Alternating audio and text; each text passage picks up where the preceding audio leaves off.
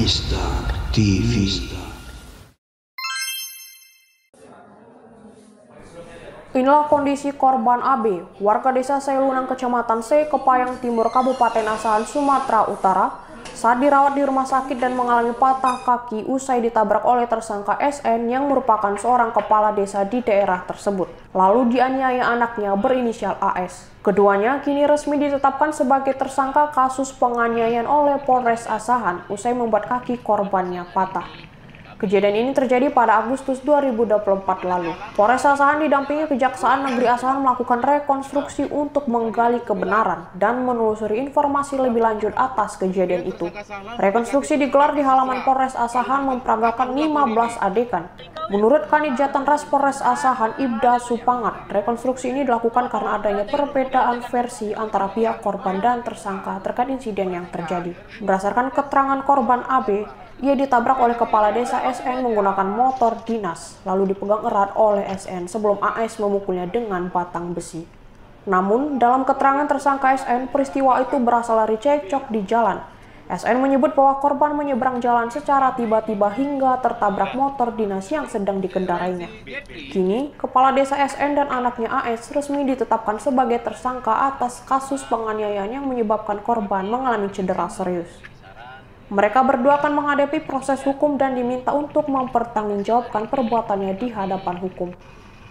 Pelaksanaan rekonstruksi kasus penganiayaan secara bersama-sama terhadap orang atau barang, atau didugakan melanggar pasal 170 KUH pidana. Jadi kegiatan rekonstruksi ini yang pertama agar penyidik dapat menggambarkan kejadian yang lebih jelas, termasuk urutan lokasi dan peran masing-masing saksi, pelaku, dan korban.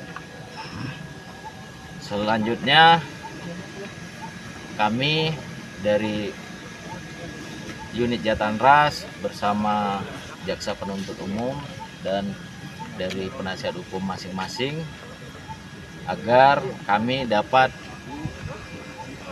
menjadi lebih terang dalam penanganan kasus yang sedang kami tangani.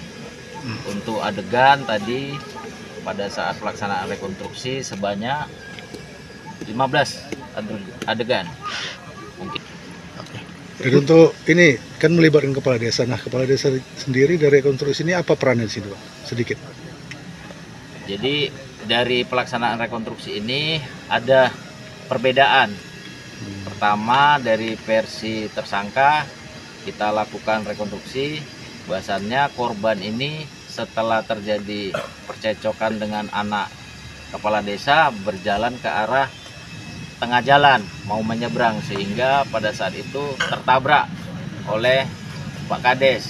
Sementara dari versi korban pada saat terjadi pertengkaran dengan anaknya, dari arah belakang kepala desa mengendarai sepeda motor menabrak pada bagian kaki kanannya sehingga korban terjatuh.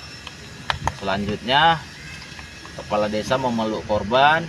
Pada saat itu juga anak kepala desa melakukan pemukulan terhadap korban. Dari Asahan, Sumatera Utara, Perdana dan Naomi melaporkan untuk Mistar TV.